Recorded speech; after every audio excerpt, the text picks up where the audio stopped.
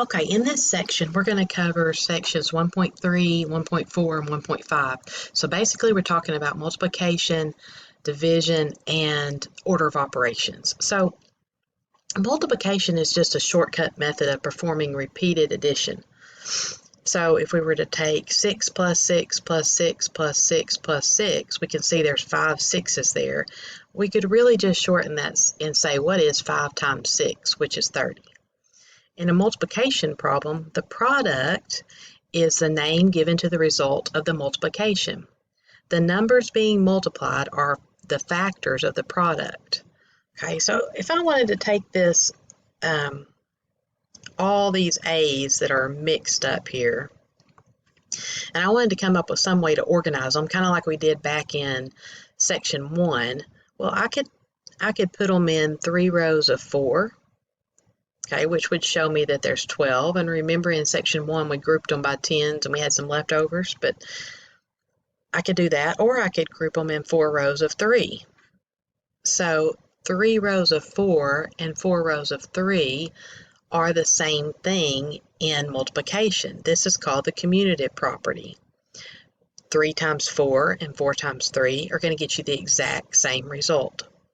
To become skillful at multiplication, you must know the basic one-digit multiplication facts from memory. Even if you use a calculator for your work, you need to know these products to make estimates to check your work. So if you're weak in that and you're in a trade skill, you probably want to look at getting some kind of app on your phone that kind of gives you multiplication drills.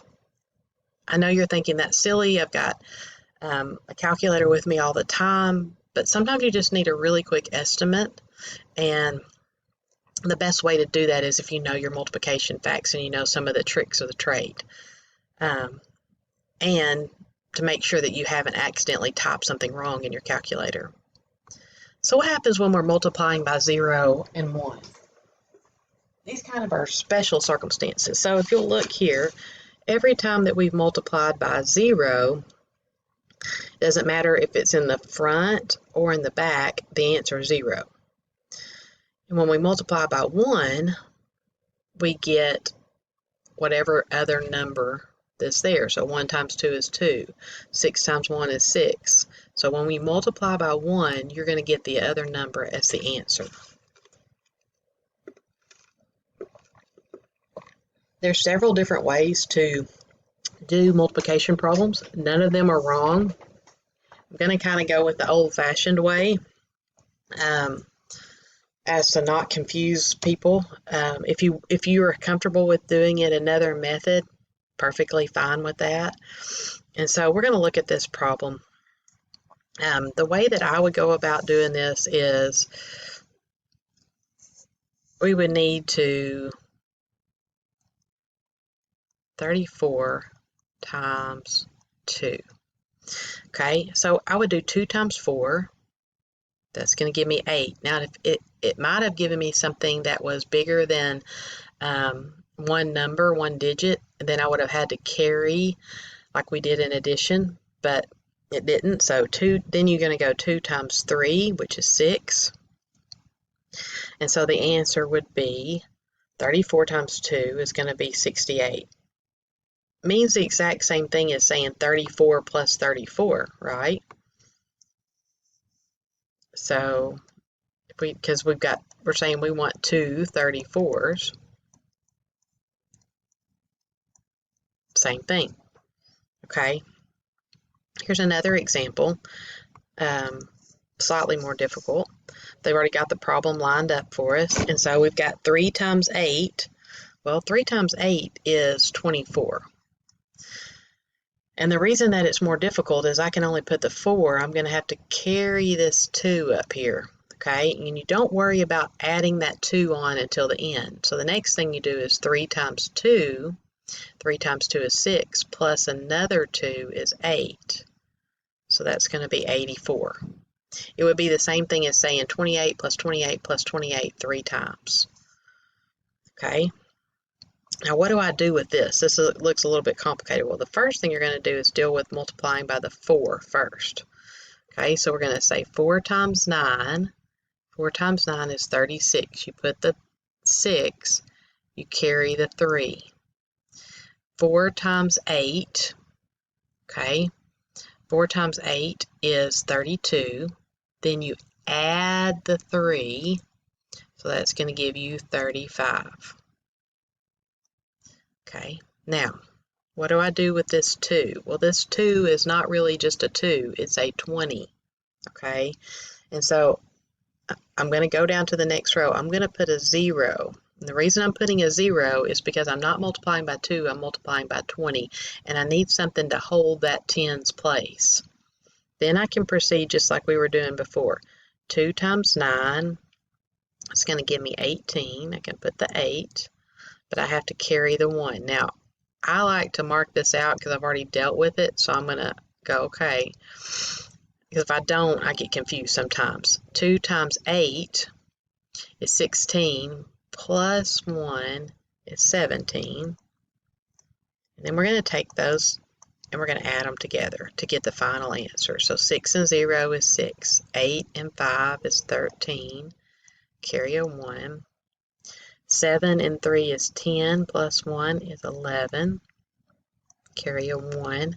1 and 1 is 2. So 2,136. Okay. Now, this one looks like lots of fun, doesn't it? I'm going to come over here and I'm going to write it where I have a little bit more space. So 527 times 231. Okay, 1 times 7, 1 times 2. Right? In fact, I'm multiplying by 1, so I should get the exact same thing I started with. Now, I've multiplied everything by 1. Now I want to move to the 3. But this isn't really a 3, it's a 30, right? Because it's in the tens place. We have to put a 0 to hold that spot. Then we go 3 times 7, 21. Carry a 2. 3 times 2 is 6, plus 2 is 8. Then we've got 3 times 5, which is 15. Okay? So we multiply by the 1. We multiply by the 30. We have not multiplied by the 200. So if it's 200, I need to put 2 zeros to hold the spot. So 2 times 7, 14. I'm going to mark out this 2 I already used and carry the 1 from the 14. 2 times 2 is 4, plus 1 is 5. And then 2 times 5 is 10. The final step is to add all this stuff up. So 7, 3, 8 and 4 is 12, 12 and 5 is 17. Carry a 1. 5 and 5 and 1 is 11. Carry a 1. 1 and 1 is 2. And then we've got this final 1 right here. So 121,737. Okay, there are some multiplication shortcuts that I just want to draw your attention to. To multiply by 10, so 34 times 10, all you have to do is take the 34, and because there's 1 0 in 10, you just put 1 0 at the end of it. 256 times 10, 256, there's 1 0 in 10, so you put the 0 behind it. 34 times 100. Now we're dealing with 2 zeros, so you would put 2 zeros behind it. 256 times 1,000, 3 zeros, so that number is going to get 3 zeros behind it. To multiply by a number ending in zeros, carry the zeros forward to the answer. For example, I've got 26 times 20. Okay, so what they're saying to do is go ahead and put the 0 down here to hold your place, and then do 2 times 26 to get your 52. I think this may be a little confusing, so I probably would just stay with what we were doing. It's not a lot different, and I feel like it will help you just to be more consistent. But if you are good at that and you understand that, go right ahead. 34 times 2100. See, they've taken the 2 zeros and went ahead and moved them over to place values and put them in the answer. And then they did 24 times 34. Honestly, I think it would be maybe easier just to reverse the order of this and say 2100. Sorry. times 34. Okay, because that problem's going to be shorter that way. You're going to multiply everything by 4, multiply everything by the 3, just like we were doing in the earlier problem. So that's up to you. Okay, so practical applications. When do we use this stuff? Okay. When we are given a number of items that all have the same numerical value, we use multiplication to find a total.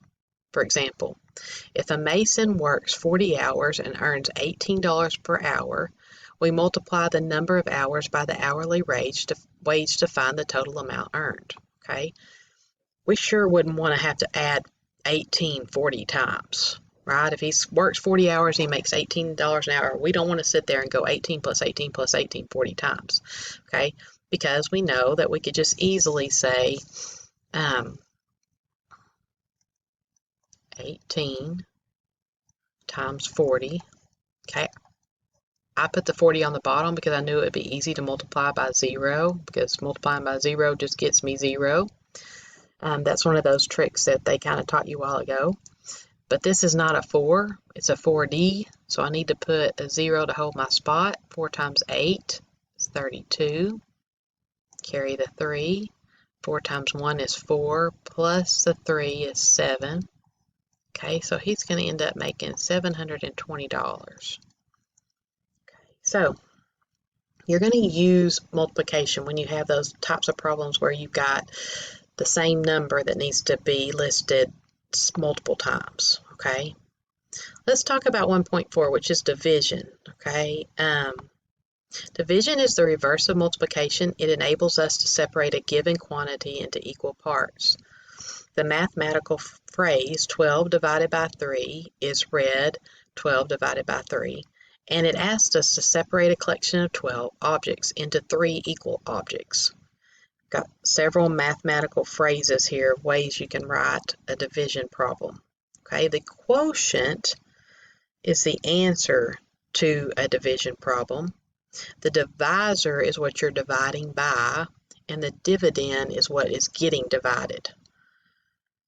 So one way to perform division is to reverse multiplication. So 24 divided by 4 is 6, but that really means 4 times what number is 24? Well, 4 times 6 is 24. If the one-digit multiplication facts are firmly in your memory, you will recognize immediately that the blank is going to be equal to 6. What happens when you divide by 1 or 0? Recall that the product of any number and 1 is the same number. Remember, product is a word that we use when we talk about multiplication. So the product of any number and 1 is that same number. The same holds true for division. If you divide any number by 1, the quotient is the original number. 8 divided by 1 is 8. 34 divided by 1 is 34. However, division by 0 has no meaning in arithmetic. Any number divided by 0 or any number over 0 is not defined. You cannot do it. There's something like, if you ask Suri to divide by 0, she gets mad. You can't divide by 0. But 0 divided by any number is 0. So 0 divided by 35 is 0. You just can't do 35 divided by 0. It can't happen. Okay, so let's work some examples.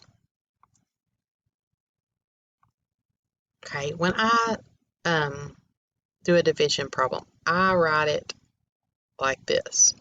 96 is getting divided by 8. Okay, I'm sure there's all different kinds of ways to do division.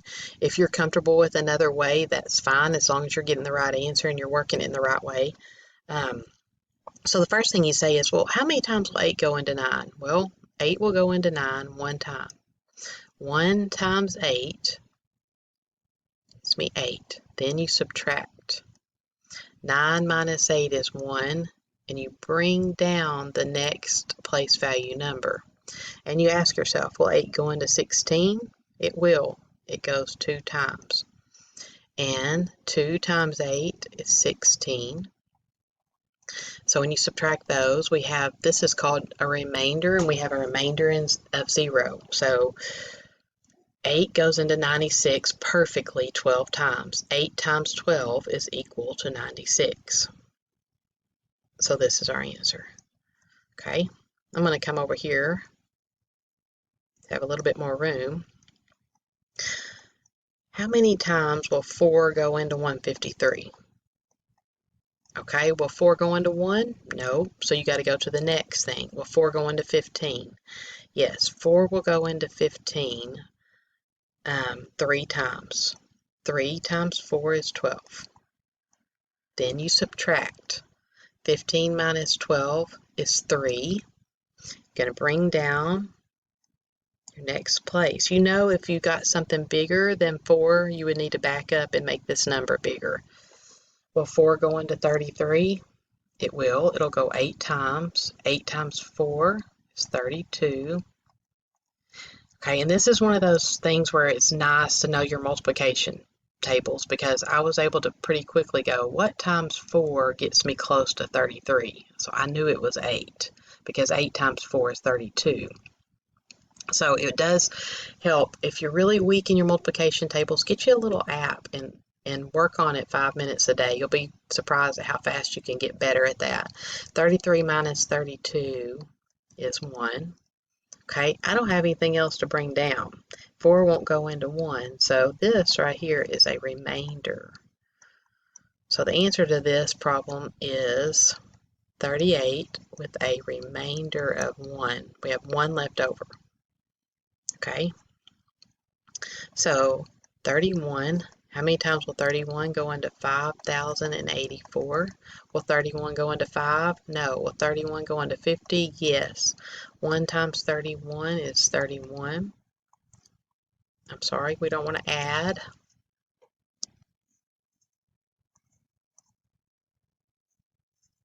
We need to subtract right there.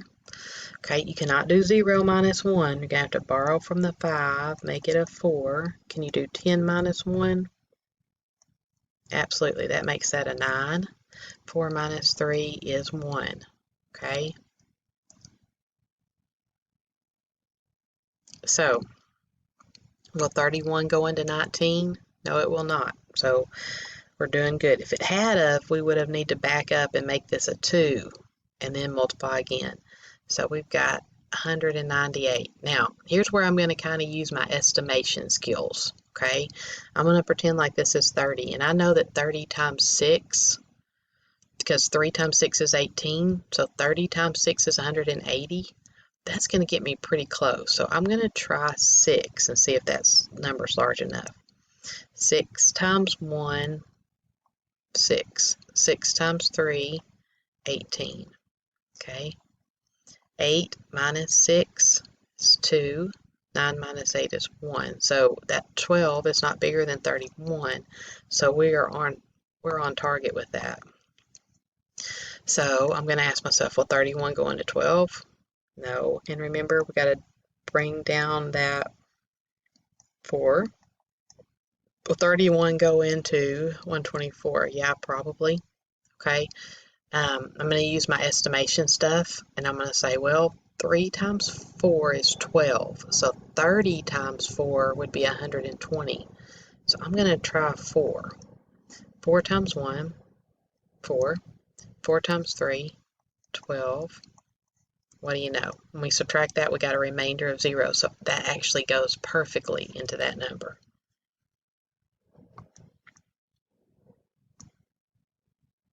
Okay, factors. It is sometimes useful in mathematics to be able to write any whole number as a product of other numbers. If we write 6 is equal to 2 times 3, we could also write 6 is equal to 1 times 6. 2 and 3 are called factors of 6 because they go into 6 evenly. And see that 1 and 6 are also factors of 6 because 1 and 6 also go into 6. So the factors of 6 are actually 1, 2, 3, and 6.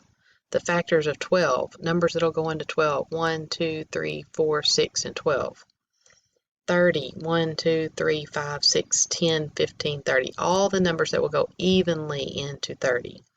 Okay, A number is exactly divisible by its factors, that is, every factor divides the number with 0 remainder. A prime number is one for which there are no factors other than 1 and the prime number itself. Here is a list of 15 prime numbers. So if we look at 19, okay, the only thing I can think of that goes evenly into 19 are 1 and 19. That's why it's prime. Okay, 7, only 1 and 7 go into 7. That's why that number is prime. The prime factors of a number are those factors that are prime numbers. For example, the prime factors of 6 are 2 and 3. The prime factors of 30 are 2, 3, and 5. Now 15 is also a factor of 30, but 15 is not a prime factor because lots of things go into 15 besides 1 and 15. The concept of prime factors is useful when working with fractions. To find the prime factors of a number, a factor tree is often helpful. Okay, so we will be working with fractions, adding, subtracting, multiplying, dividing fractions, and this is going to kind of help you get a jump start on that. So how do you find the prime factors of 132? Okay, so they say make a number tree. So to make a number tree, what you want to do is go, okay, I want to start out with something I know goes into, that multiplies to be 30, 132. And my little peon brain goes, well, it ends in a 2, so I know that 2 will go into it. So 2 times what is 132? 2 times 50 is 100. And so 2 times, this would be, if I took 32 and divided it by 2, that would give me 16. So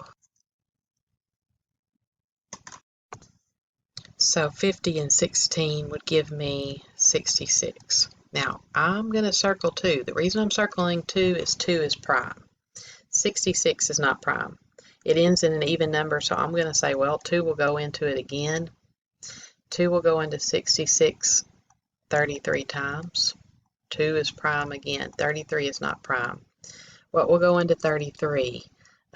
3 will go into 33 11 times. Both of those are prime numbers. So 132 could also be listed as 2 times 2 times 3 times 11. This is the prime factorization of 132. All those numbers that are circled.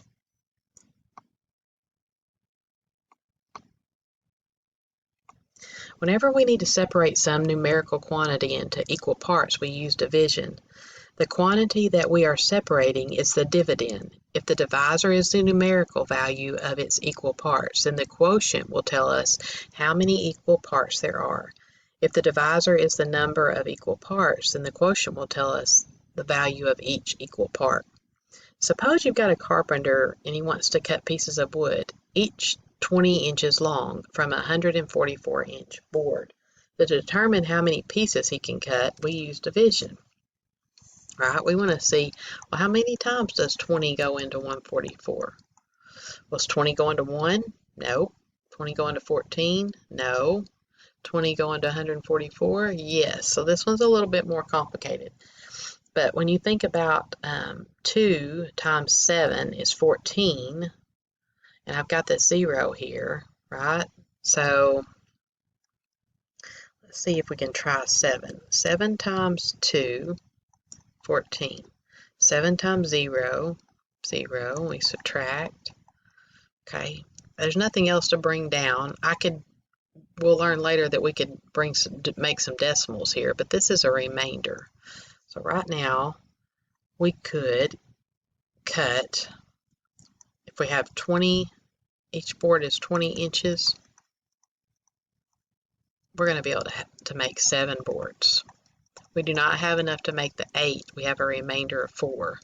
And 4 is not going to be enough to make 20 inches. Okay? Another clue that indicates division is the word per. That's important.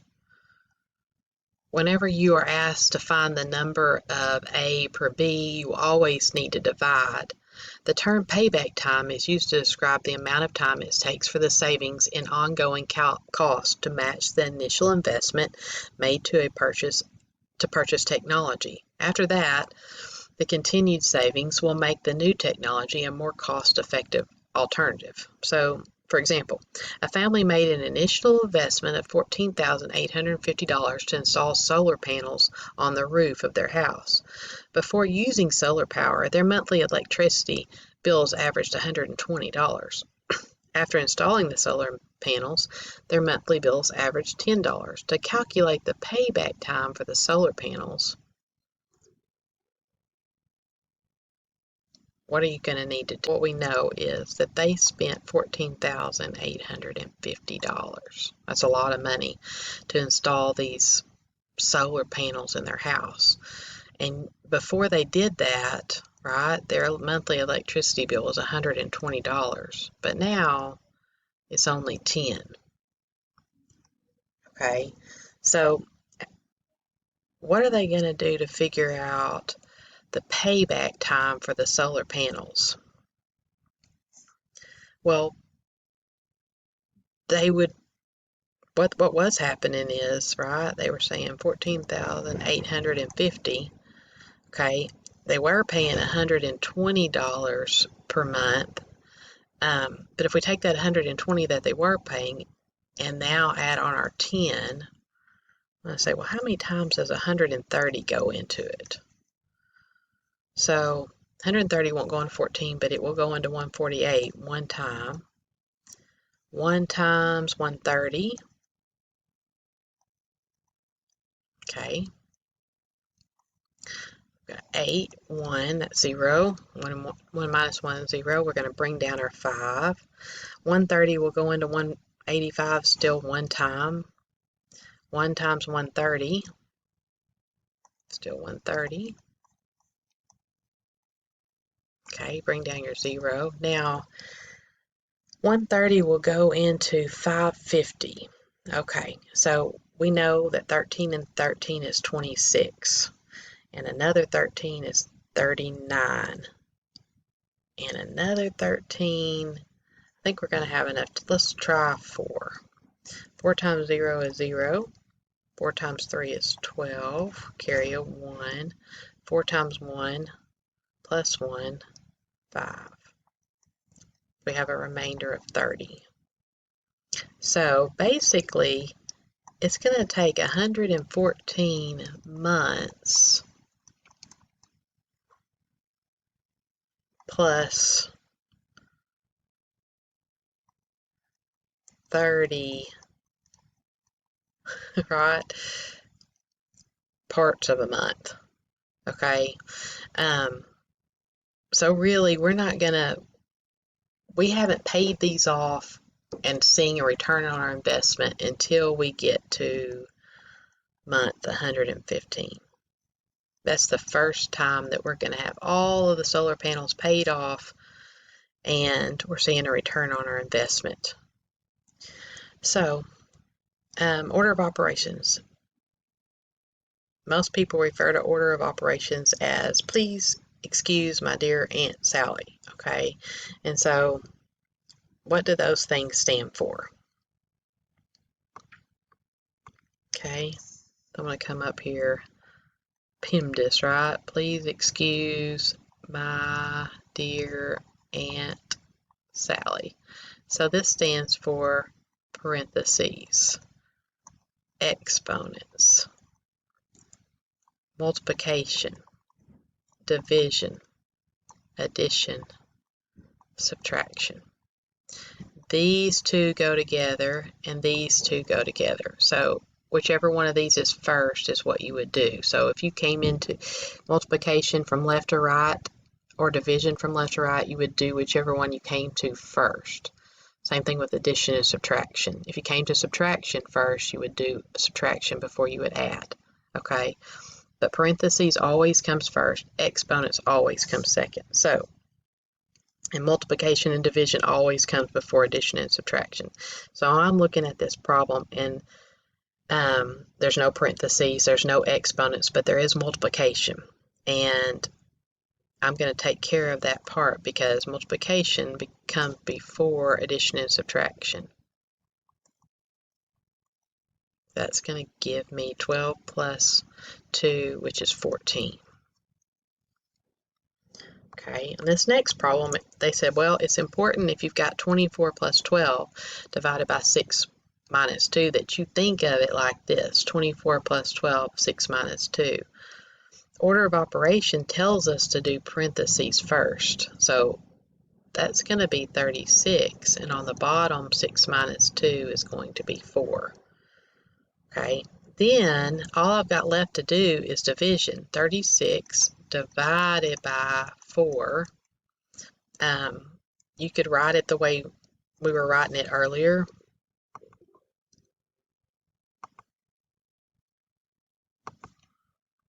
Where we were putting it under that rooftop. So if you wrote how many times will 4 go into 36, okay, 9 times 4 is 36, remainder 0. Okay, or you could just know your multiplication facts and know it's 9 that way as well. To encourage water conservation, a water district began charging its customers according to the following monthly block rate system. So the first 20 HCFs is $3. The next is going to be $4. The next 50 is going to be $5. Any usage in excess is going to be $100. Okay, so they've got a kind of a system that's going up. So let's say that we've got a customer that used 55 HCFs of water. So what's going to happen to this guy? Well, the first 20 is just $3. So let's take off 20 from here. It's going to leave me with 35, but the first 20 is just going to cost me $3. Okay.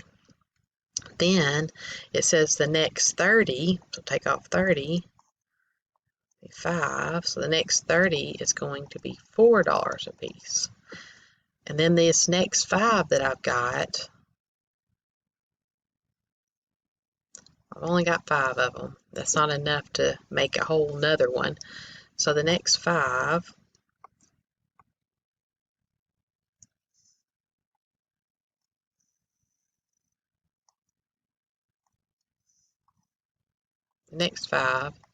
is going to cost me $5.